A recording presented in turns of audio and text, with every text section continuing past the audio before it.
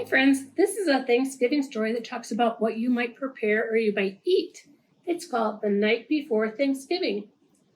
'Twas the night before Thanksgiving, and all through the nation, families got ready for the big celebration. At our house, Mom baked 3 kinds of pie: pecan and pumpkin and apple surprise. The night we were nestled all snug in our beds, while visions of turkey legs danced in our heads. That very next morning, Thanksgiving, yippee! We got up and watched the parade on TV. Relatives arrived from near and far, by taxi and airplane, by train and by car. My brother came up the basement stairs, lugging the kid table and folding chairs. We counted and polished the best silverware, and set the 2 tables with patience and care. The turkey went in, and as more cousins came, I laughed and I shouted and called them by name. Hi Danny, hi Donnie, hi Paula and Vicky, hi Casey, hi Kathy, how Brenda and Ricky. Come in from the porch, step into the hall. Now come and play, come and play all.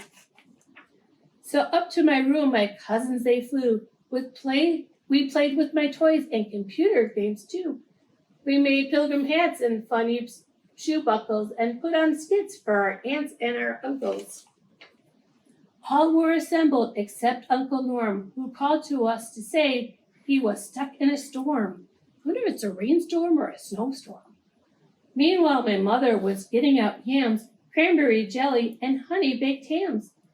When Mom wasn't looking, we stuck olives on our fingers, and said they were puppets and grand opera singers. Look at that. While dinner was cooking, we played dodgeball outside. Our tummies were growling. Can we eat yet? We cried.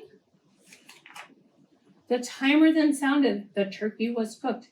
Mom opened the oven. She sniffed and she looked.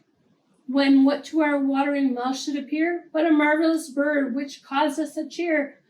Its skin was so golden, the drumstick so juicy, the stuffing was fluffy. Thanks to my Aunt Lucy. Dad slid out the bird. It weighed 30 pounds. He turned and he tripped over one of our hounds, which is a dog. Oh no! Up in the air the turkey did fly, over the string beans and straight for the pie. My brother and I made such a clatter as we leapt and caught the bird on a platter. Whew.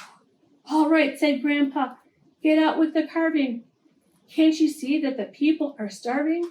Dad spoke not a word, and he went straight to his work. He sliced up the turkey and then turned with a jerk. In front of our house, we heard beeps of a horn. A truck delivered, none other than Norm. With a wink of his eye and a twist of his head, the party can start. I made it, said Norm. We took all our places. We smelled the so great food. We started to dig in, but Dad said to wait. We're thankful for everyone is together this year in our home and our hearts, where we hold you so dear.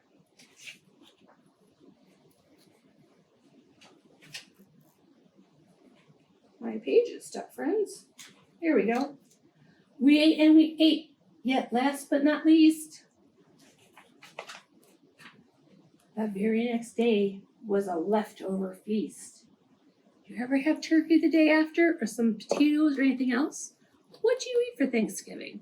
Think about it. Bye, friends.